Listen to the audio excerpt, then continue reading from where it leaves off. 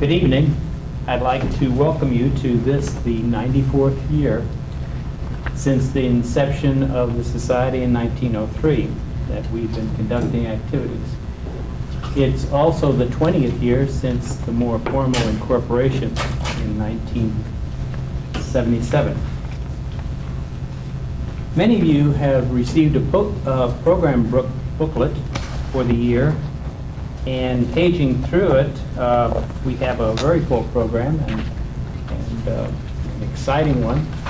We're going to be going to different communities as we did last year, and having suppers as we did last year. On July the 6th, we have an open date, and I hope that maybe we can think of something special to do, something that all or most of the members would like to do for that particular time. It's also my hope that we would expand our membership. And with that in mind, if you know of friends that you might like to invite to our meetings, please do so. And also we have a new membership committee headed by Betty Schwengels, and I would encourage you to give her any ideas that you have. I'd also like to introduce and recognize guests that we have that have come for not always the first time, but more recent guests than some of the others. My daughter, Rebecca Rojak, is here, and Katie DeSantis, and Donald Krim. And who are some of the others? Can we recognize Ruth, people? who's your guest? Oh, Mrs. Sadie Davidson. Anybody else? Okay, our program will be introduced a little bit later. What we'd like to do is to go through reports of the officers, and we have one item of new business, and then we'll get to the program. Keith, do you want to say something? Well, as Vice President, have been in charge of getting these booklets ready, and thanks, Frankie, for doing the legwork on it. Everyone was very good in signing up for their program, and I'll be contacting them prior to the program in time to get into the paper what your program will be about, so that we can get good publicity prior to the meeting, and hopefully we'll have a summary of the meeting afterwards in the paper. Our next meeting will be October 13th.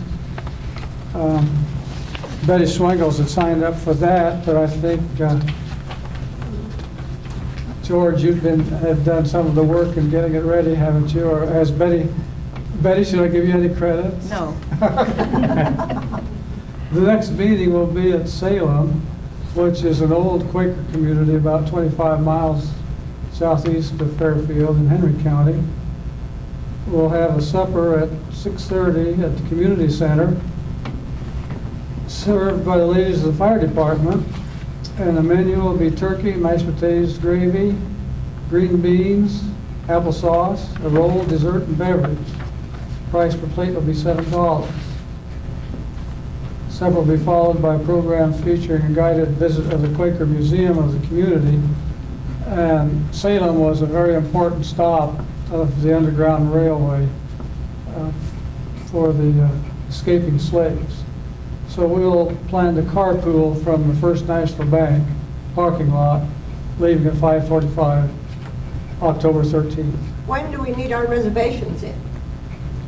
We have a sign-up sheet that we'll pass around, and then the people that aren't at the meeting tonight will make some calls, and then I'll get the information to the lady that's organizing it down in Salem in a couple of weeks. And we're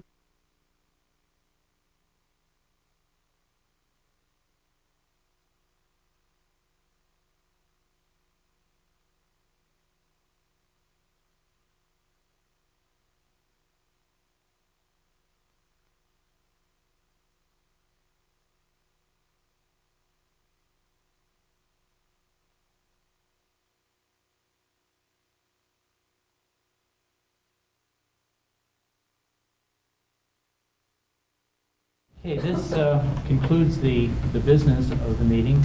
We now proceed to the program. Marilyn and I started out thinking we would give a presentation on 100th anniversary of rural free delivery, which this will be, except we felt that there should be some introductory information given also. So I think I'll start out by reading from Out of the Past, 100 years ago, from the Fairfield Daily Ledger, August 11th, 1897. The citizens of Fairfield should remember that their houses must be numbered before the delivery of the mail begins, and this is fixed for September 1st. A first-class number, one of the neatest made, is furnished by Charles M. Robinson and can be seen at King's Grocery Store. So apparently the delivery in Fairfield started the same year that they had an experimental rural free delivery starting at Morning Sun. And Morning Sun was selected because, paraphrasing the state representative from that area, from southeastern Iowa, they seem to be the readingest community that he knew of. So Morning Sun was designated to have the first rural free delivery. The post office here in this location was called the Jefferson Post Office, and it was established March 2nd, 1839. And I think, Ben, you help me, that the original post office here in town was across the street. No comment. I think that's where it was. And then I think it was on Broadway in the area where the theater is. What? Where the Town and Country Tavern is. And then on down the street where it is now. Then in May, it was renamed Fairfield Post Office, May 25th. So apparently, I don't know whether Fairfield was called Jefferson for that short period of time or not, but the post office was called Jefferson Post Office at least. This was taken from a book, Postmarked Iowa, written by Guy Ramsey. The first postage stamps, federal, were authorized in 1847, and they were 5 and 10 cents. And in 1845, out of the plinth list of the August of 1946, they mentioned that a settler in Keokuk County that was having difficulty getting his letter out of Sigourney Post Office because he had to have 25 cents. So at that time, the recipients had to pay for the postage. And he didn't have 25 cents, and he knew none of his family did not, and none of his neighbors did. But he'd heard that a man some distance, was good-hearted, had completed a business transaction of $25. So he walked round trip of 23 miles, and after some difficulty, received 25 cents and was able to retrieve his letter. I don't know what was in it or if he paid back. Did he give him the 25 cents or did he borrow it? Well, he was going to borrow it, so I don't know whether he paid it back or not. But times do change. 1833 was the first postal service to Iowa, which was probably Burlington, Keokuk, Dubuque, I expect. Free deliveries started in the large cities of the United States in 1863, and then from the 10,000 population up in 1887. So then the smaller towns, it was 97 before they received it. Parcel post began in 1913, which changed the situation for rural people considerably because that brought, quote, modern things to their doorstep. Was that about the time Sears and Roebuck and Montgomery Ward started, you suppose? I don't know when they started, but that sure gave them a start, at least. Did you want to tell about the tire box? Oh, yes.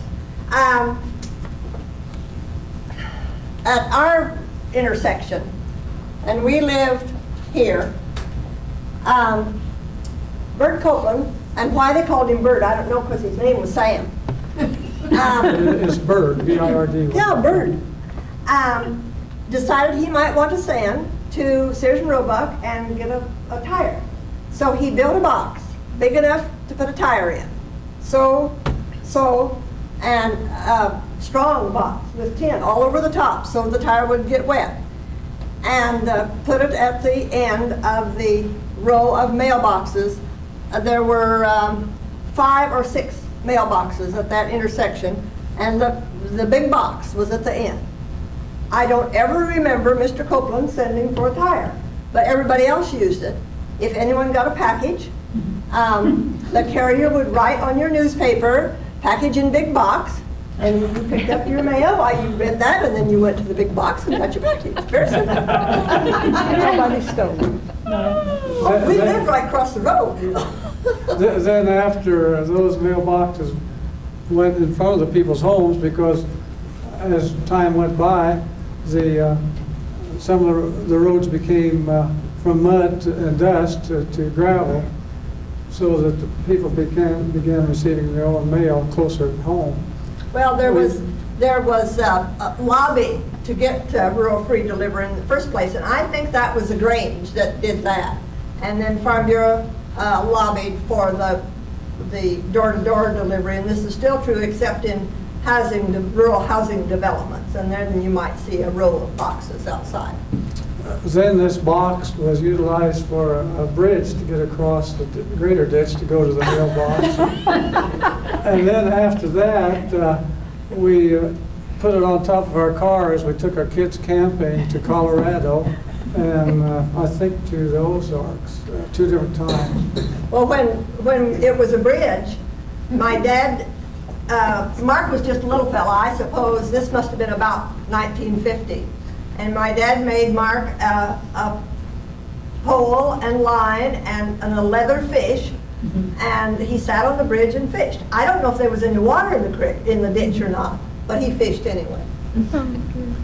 So we want to keep this informal as possible. And so any other anecdotes you might have regarding mail, or if you have any ex-mail carriers here.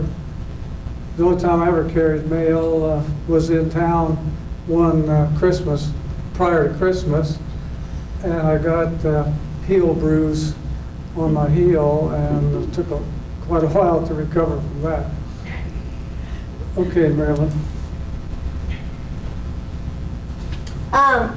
For a long time, and I don't have the dates, I thought you were going to give them, there were various post offices around over the county, and the one that in our community, we lived in Black Hawk Township, and was Baker, which was north on Highway 1 where Rogers Ag Repair is now.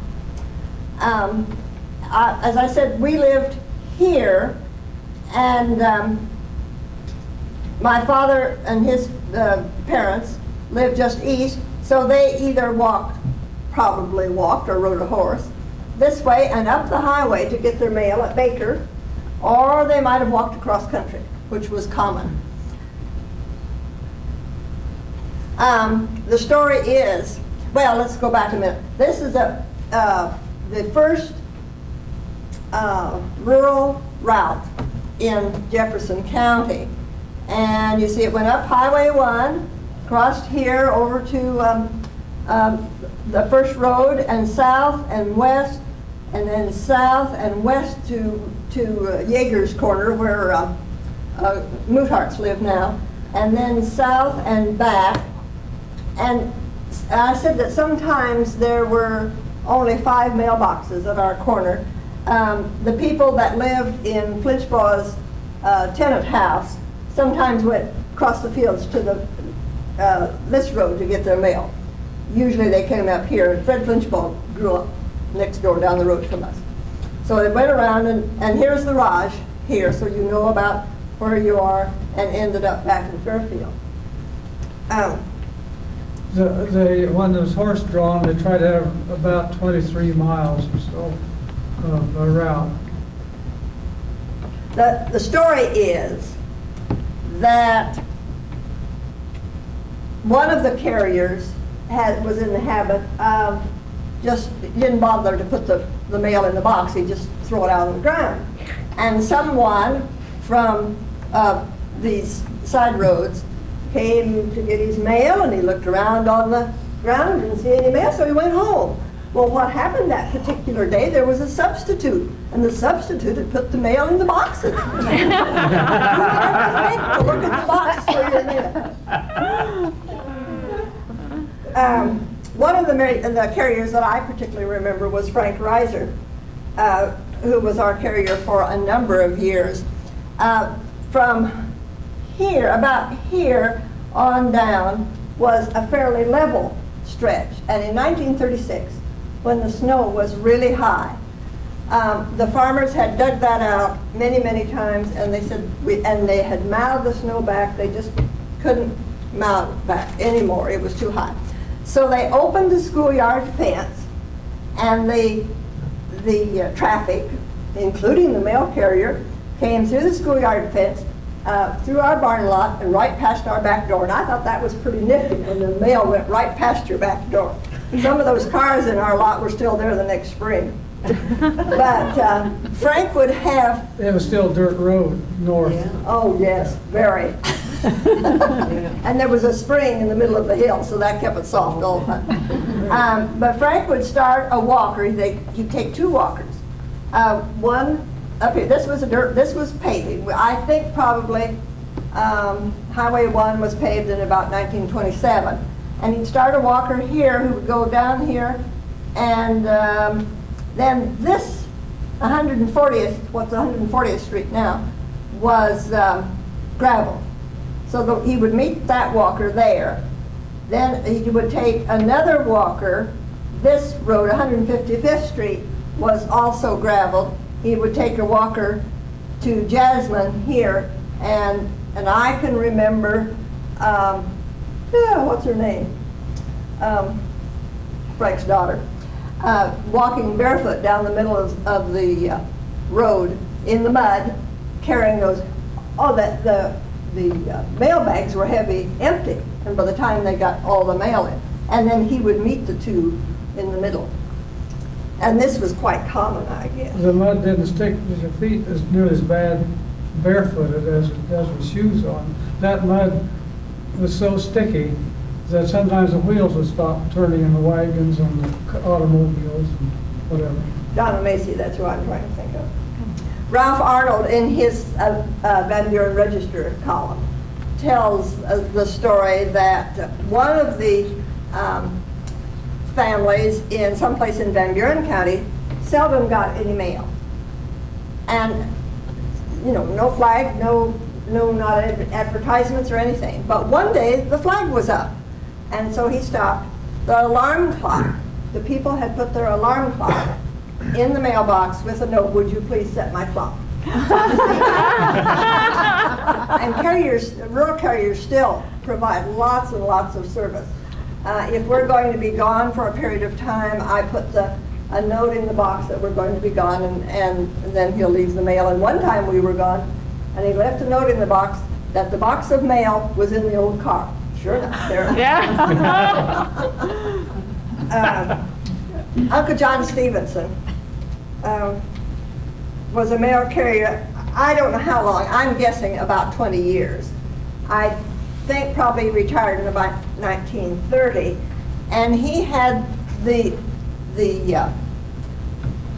Brookville route, and I can't even find Brookville. It's over in here someplace. And I don't know exactly where he went. But my cousin tells me that he had a buggy and 2 horses most of the time. Then when it got too muddy for the buggy, he had a 2-wheel cart. And like he said, sometimes they'd have to to dig the mud out of the wheels. And when the mud got too deep for the cart, then he went horseback. He'd leave about 6:30 in the morning, and if he wasn't home by 9 o'clock that evening, Aunt Ava would begin to call around to see if he was all right. Has he gone by there yet? This kind of thing. If Uncle John was laid up, couldn't go, Aunt Ava went. If she couldn't go, then Hugh Castell would go, Dr. Castell's brother. And my cousin tells me that on Christmas Day, her father, who had bobsled, would go with Uncle John and make the rounds, and hopefully, if everything went well, they'd get back home in time for a reasonable hour Christmas dinner. By and by, automobiles came, and Uncle John had a Model T. It would stay under pretty good working condition for about 2 weeks. And then Uncle John would have to work the thing over. And she said she could remember Uncle John, they do it on Sunday morning, and Uncle John wanted to get around so he could go to church. And if you push and you hurry and nothing goes right. And she could remember him saying, "Oh, Shaw," and that probably was about as profane as he got. I can't think of anything else. The book in the middle of the table shows a list of all the post offices once upon a time. There was Abington, which we still have a town of Abington, Absecon, Baker, and I mentioned that, Beckwith, Parsonsville, that's east of town on the highway where there are, 3 mobile homes now on the north side of the road. Belleville, Bernhardt was Bernhardt west of town? West Town. About where Drib Higgins lives. And Clarence Higgins. oh, I beg your pardon.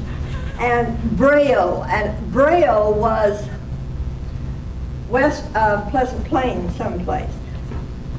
And Brookville, Collett was southwest of town. Cotton Grove, and some of these are new, I hadn't looked them up before. County Line, East Pleasant Plain, Four Corners, Germanville, and Deedsville. Now, I don't know, was Germanville and Deedsville the same thing? Glasgow was quite a town at one time. Glendale, Harmony, and I don't know where that was. And I don't know where Harvey's Mill. See, I didn't get this till this morning, so I haven't done all my homework. It's from the public library. Crum and Whitfield were the same thing. Crum was a town on 303 on the west side of the highway, primarily as a watering place for trains. Limby and Old Lockridge. Old Lockridge was west of the current Lockridge. Merrimack, Pekin, Purley, and Atchison. Purley's name changed. They gave the town a name, and then the railroad came through and they said, "Sorry folks, somebody else already has that name, you're going to have to change it." And Pleasant Grove, and I'd never heard of this one before. The church I grew up in was across from the police radio tower was Pleasant Grove, but this Pleasant Grove was west of Pleasant Plain someplace. And it's a map here that shows. Salina and Vega and Vio. Vio was named for V.O. Jones. And all there is left now is an upholstery shop, and who operates it? They've got a sign up there. They've got a sign, all right. Great. Great. Yes. And Walnut, Wilson, and Worcester. And they couldn't tell us where TYPEE was located, but evidently they had a post office at one time. And this book gives all the legal descriptions for all these locations for every county in the state. Mary Ellen? Yes. You spoke of perhaps the first post office in Fairfield that you mentioned there south of the square. I wonder if that wasn't an early one. do you suppose that Dickey's Tavern could have been the first place for mail drop? Might have Because been. everything happened there, and that building wasn't built till many Right, years later. right. But I wonder if Dickey's Tavern, since Could it was be. church, everything went around, Right, happened right. at Dickey's Tavern. Baker, I think, was also a stagecoach stop. That's probably how So the it was- mail traveled, was by stagecoach. Anybody else have comments to make? Nobody else grew up in the country? Nobody carries mail. The carriers have stamps, they've always had stamps and money orders. They'll set your clock, you know, the whole bit, so. Oh, another Yes. thing was star routes Oh, yes, that, that's what carried the mail from one town to another. Yes. And now instead of star routes, they have contract mail. And you supply your own truck, it has to be fitted so that with little doobitties inside so the boxes of mail won't, or the carts of mail won't roll around inside. And you go from town to town and pick up the mail and turn around and bring it back again. A friend of ours did this for a few years, and he said one of the things that they are cautioned very carefully they must do, turn the mail sack up and shake it upside down and then turn it wrong side out. So, you know, all the horror stories that you hear, somebody evidently did not turn the bag wrong side out, and something stayed there for a very long time. How long, you read, Keith, how long did it take for a letter to get from the east coast of the Mississippi? Well, some of them took 7 weeks, and people seem to complain about that. And then after they got to the Mississippi, then there was no routine transportation at all, and you just sent it with a traveler and hoped that you could. and Pony Express. Yes, well, the Pony Express. Pony Express lasted, what, about a year? Till the Longer. telegraph came in? It was really ironic, the What? railroads, 18 months. Were you a rider? No. No, he's too I young. read about it today, they went broke. Oh, they did? yeah. My husband's grandfather was a Pony Express Oh, rider. really? What were some of the qualifications for a Pony Express rider? Have a horse and be available. And read, and be able to read. and be small. Yes, and Grandpa I Baby was was small honored too. military guard for the funeral of the last Civil War veteran in Jefferson County, My which friends. happened to be, he was a Pony Express rider too, Michael Franz. Yes, that was. We went to visit the museum at Morning Sun. It's a former gas station. And they had a big celebration a year ago in memory of the first rural delivery in Iowa. So if you have a chance, you might like to read some of them. It's a neat place. Yes.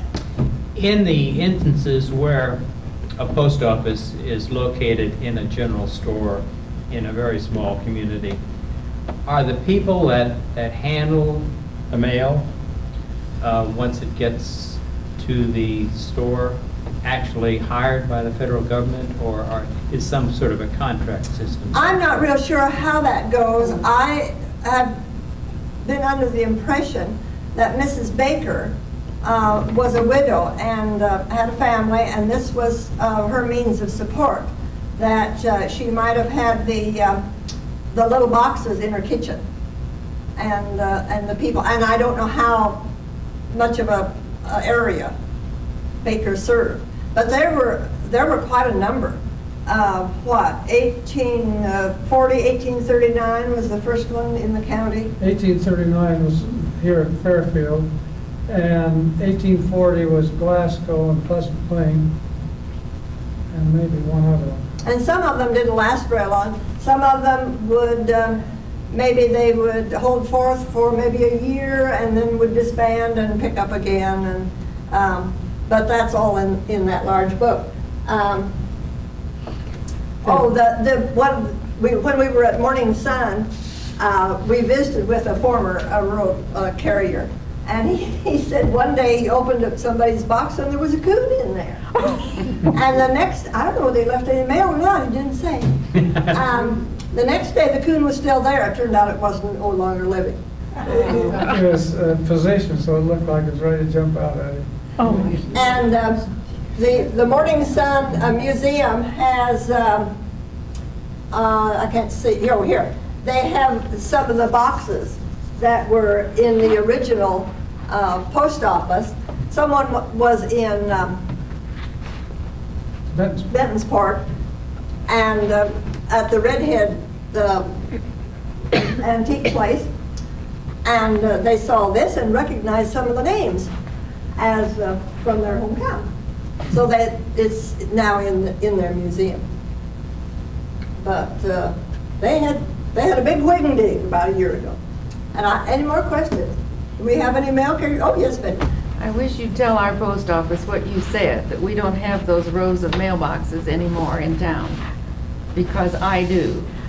South of my house, there are 4 mailboxes, and we're in the city limits, Well, but we have to go to that row of mailboxes well, to what get our mail. I think what I said, Betty, was except where there's several houses together, then you might find this. But, and, It's a sore point. oh, well, you have to go across the road? I have to go clear across my yard when it's icy. And I don't like to do that in the winter. No sympathy. Well, now, I have seen mailboxes fixed on a pulley system. So you could just pull it in and pull it back out for the next time. Oh, You see, that's all. You just got to use a little Can't you come over and ingenuity. do that? But, yeah, all right. Maybe Santa Claus will bring it to you. how many remember that the postmaster's position was political from World War I? When Wilson was president, all the Democrats were postmasters, and then when Harding was elected, they were out, and so they controlled until Roosevelt came in, and he fired all the Republicans. And now it's not supposed to be political, but until that time, it was. I read a book not very long ago, and I don't remember the name of it. I hardly ever do remember what I read. But the man of the husband was the editor of the newspaper, and his wife was the postmistress. So they kind of had it made. I think you're supposed to call the ladies Postmasters, yes, Yes. yes, I know. I apologize. I was interested when you told about carrying the mail on Christmas, because I've told that to a few people that at one time they delivered mail on Christmas, and they look at me like, poor lady. But they did, I'm sure they did. So that's what Pauline said, that Yeah. they were in hopes that by both of them going together, they could speed things up a little bit. And I suppose Uncle Mike drove and Uncle John just flipped the mail out, when they went past the box. Explain to me how the walkers worked. I don't understand that. Well, they carried, Oh, I know, did the man bring the mail from town? Yes. Them? in the well, no, homes? he brought the walker with him. Oh, And then they walked on the dirt road, and then he met them on the gravel. oh, okay. I thought you said 2 ladies walked. Well, one was, I don't know who they were, the only one that I knew was Donna Macy, and that walked. I think she was probably a teenager. But they were hired by the post office. Yes, by the carrier. By the carrier. Oh, the Yes, by the carrier. carrier. The carrier supplies his own vehicle, but I'm guessing, only guessing, that now they get an allotment. Yeah, they did, Like they always Did did. they always? Okay. And usually after everybody had cars and they'd given up on horses mostly, they would get maybe a Model A car with narrow tires that would do better. And then if worse came to worse, then you hired somebody to get on his horse and make this loop, and another one to make that loop. Yeah, that's Because what I think all of us that have lived around here in the country can remember that happening. So how much was it paid for a carrier? I don't It know. didn't say anything I read. No. didn't It was say. the best job there was. Oh, really? Yeah, $5 or $6 a day and then mileage. That was excellent pay. Yes. Marcy? Is it Yes. possible even to this day that some of these little stores that have a post office keep going just because of revenue from the post office? Possibly. I don't hardly think that's true in Iowa, but I wouldn't swear to it. Not around here, I don't think. The gas station convenience store thing has been a big boon for little towns. Selma might have been the last one of that sort in this area. I see.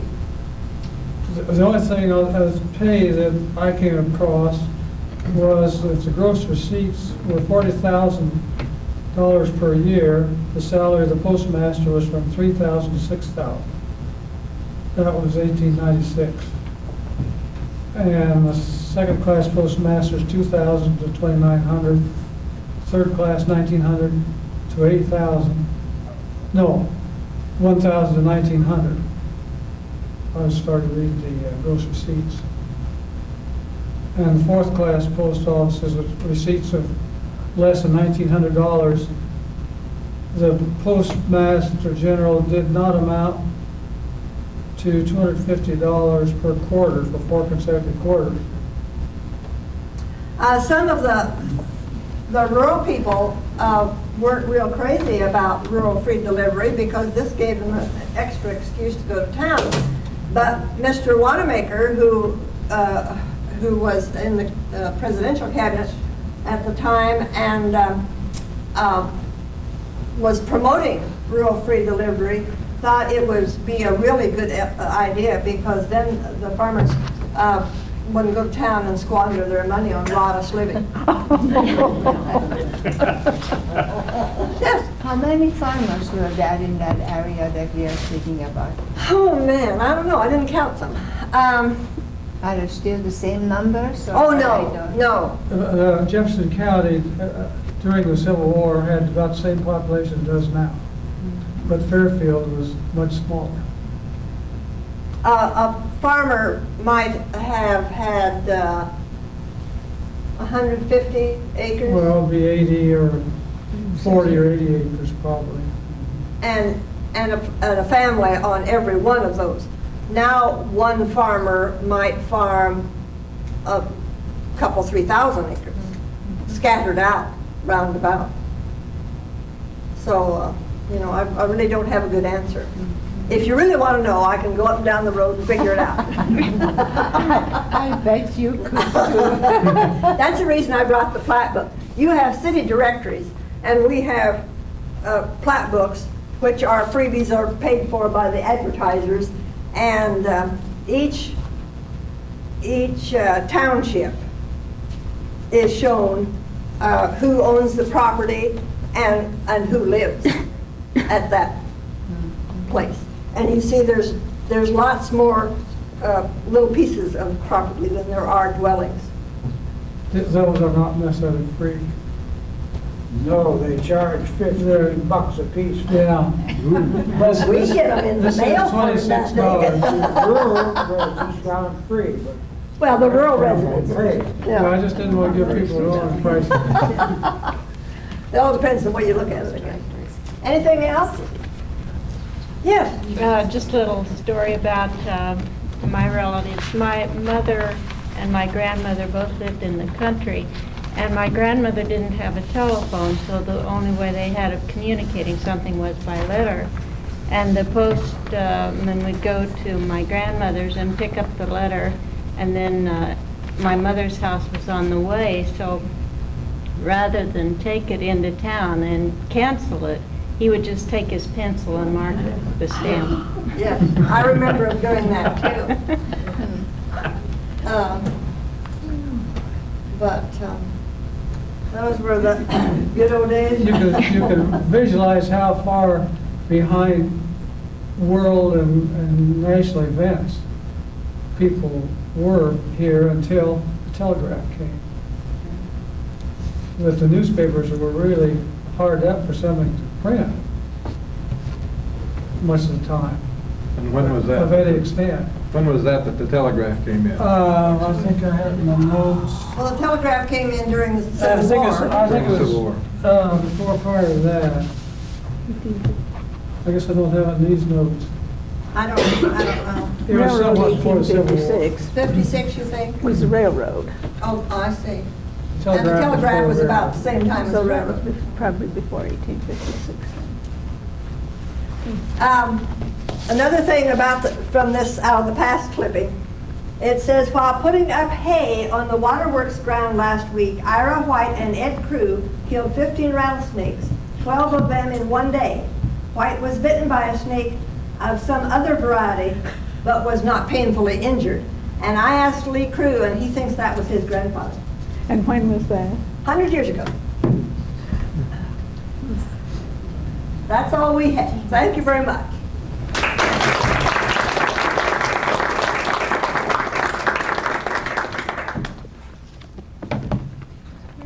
Okay, are there other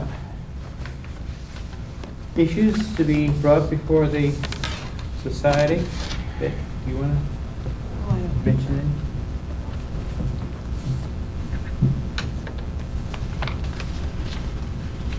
Not, I'll declare the meeting adjourned. Did everybody get a chance to sign up for the next meeting? Yes. Has the sheet been around? Ben has it. Has this table seen it? Yes, you didn't sign it, but it's been on it. Okay. Thank you very much. I'm glad to know you have one of those.